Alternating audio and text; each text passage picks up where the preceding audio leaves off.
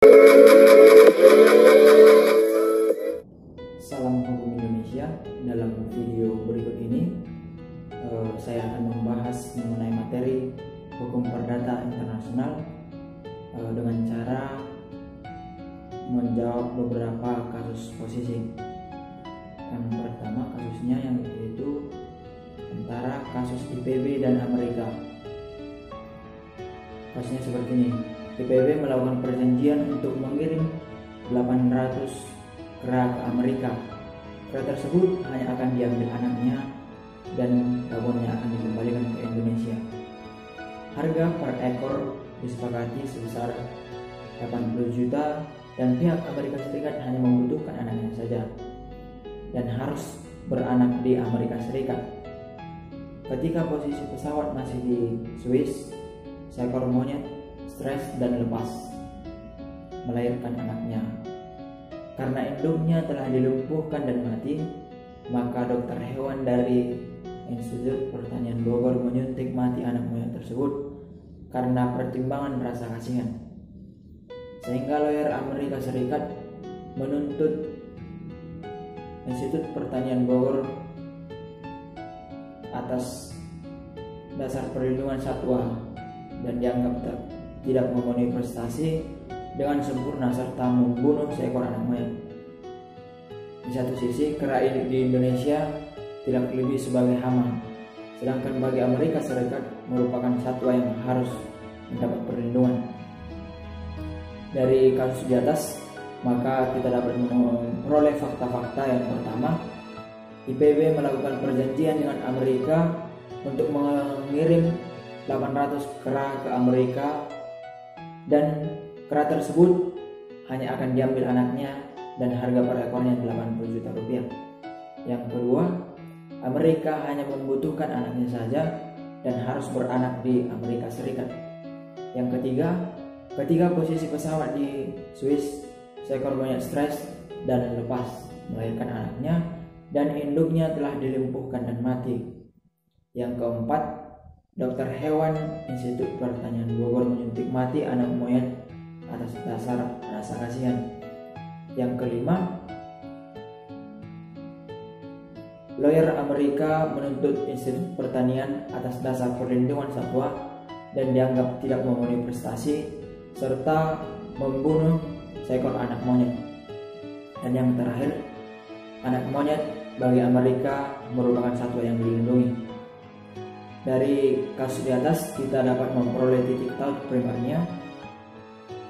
Titik taut primer adalah faktor-faktor dan keadaan-keadaannya yang memperlihatkan bahwa kita berhadapan dengan peristiwa hukum perdata internasional, atau faktor-faktor dan keadaan-keadaan yang memperlihatkan bahwa suatu hubungan atau peristiwa adalah peristiwa hukum perdata internasional. Dalam kasus ini, titik taut primernya adalah kewarganegaraan dari para pihak, di mana pihak penggugat yaitu lawyer yang berkewarganegaraan Amerika Serikat, sedangkan pihak tergugat yaitu dokter hewan dari Institut Pertanian Bogor yang berkewarganegaraan Indonesia. Sedangkan titik taut sekundernya, titik taut sekunder ini adalah faktor-faktor dan keadaan-keadaan yang menentukan hukum negara mana yang harus berlaku dalam suatu peristiwa hukum perdata internasional. Dalam kasus ini, titik taut sekundernya karena dari perjanjian antara Institut Pertanian Bogor dan Amerika Serikat tidak ada pilihan hukum atau pilihan forum yang diatur secara tegas dalam perjanjiannya, maka titik taut sekundernya ada lebih dari satu, yaitu yang pertama, lex loci contractus atau hukum tempat dilangsungkannya perjanjian. Yang kedua, lex loci solutionis atau hukum tempat dilaksanakannya perjanjian. Yang ketiga, lex loci delicti commissi atau hukum tempat perbuatan melawan hukum dilakukan. Dan yang keempat, the most characteristic connection atau pihak yang lebih menonjol dalam kontrak. Maka dari titik taut sekundernya, hukum yang berlaku ada beberapa. Yang pertama, berdasarkan Lex Loci Contractus, maka hukum yang berlaku adalah hukum perdata Indonesia karena perjanjian dibuat di Indonesia. Untuk yang kedua, berdasarkan Lex Loci Solutionis, maka hukum yang berlaku adalah hukum Amerika Serikat karena perjanjian dilaksanakan di Amerika Serikat, yaitu anak monyet yang diperjanjikan harus beranak di Amerika Serikat. Yang ketiga, berdasarkan Lex Loci Delicti Commissi, maka hukum yang berlaku adalah hukum Swiss karena perbuatan melawan hukum berupa penyuntikan mati anak monyet yang diperjanjikan dilakukan ketika pesawat berada di atas wilayah negara Swiss.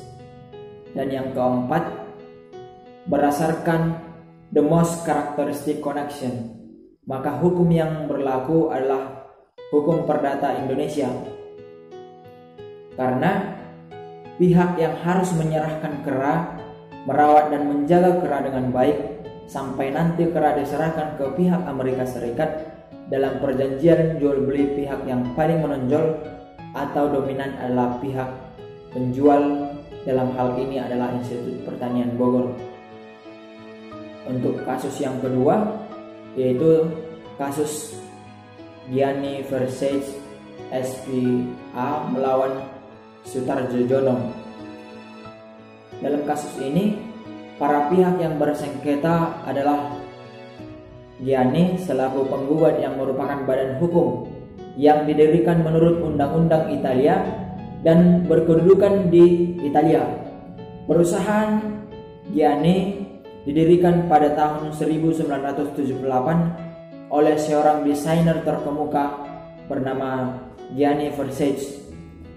Gianni Versace SPA adalah salah satu perusahaan fashion ternama di dunia. Perusahaan ini mendesain, memproduksi dan mendistribusikan produknya yang berupa busana, perhiasan kosmetik, parfum dan produk fashion sejenis. Pada bulan September tahun 2000, Gianni Versace SPA bekerja sama dengan Suddenly Group Ltd, sebuah perusahaan terkemuka Australia, membuka Palazzo Versace, yaitu sebuah hotel berbintang 6 yang terletak di Gold Coast, Australia. Saat ini, kepemilikan Versace Group dipegang oleh keluarga Versace yang terdiri dari Allegra Beck Versace yang memiliki saham sebesar 50%, Donat Versace yang memiliki saham 20%, dan Santo Versace yang memiliki saham sebanyak 30%. Saat ini Santo Versace menjabat sebagai presiden perusahaan dan Donatella Versace merangkap sebagai wakil presiden dan direksi kreasi. Gianni Versace SPA selaku penggugat ini menjual produknya ke Indonesia dan merek yang melekat pada produk-produk milik penggugat telah dilindungi oleh hukum Indonesia. Kemudian pihak tergugat adalah Sutarjojono, seorang warga negara Indonesia yang berkedudukan di daerah Medan. Dari kasus di atas, maka kita dapat memperoleh kasus posisi, yaitu uraian posisi kasus Gianni Versace SPA melawan Sutarjojono adalah sebagai berikut. Yang pertama, penggugat adalah pemilik yang berhak atas merek versus Versace, Versace Klasis V2 dan versus Versace, yang mana merek-merek tersebut telah dipakai, dipromosikan serta terdaftar di negara asalnya Italia sejak tahun 1989 dan terdaftar pula di 30 negara lebih.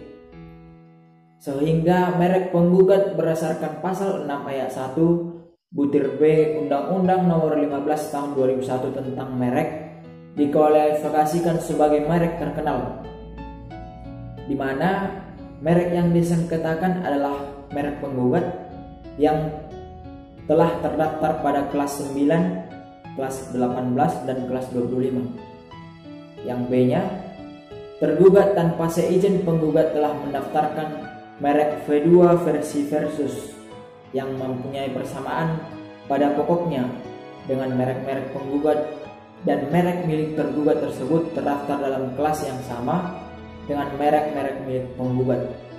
Yang ketiga, bahwa tindakan tergugat tersebut merupakan itikat buruk yang hendak membonceng keterkenalan merek-merek milik penggugat, sehingga tergugat dapat menikmati keuntungan ekonomi dengan mudah atas penjualan produksinya yang membonceng merek milik penggugat.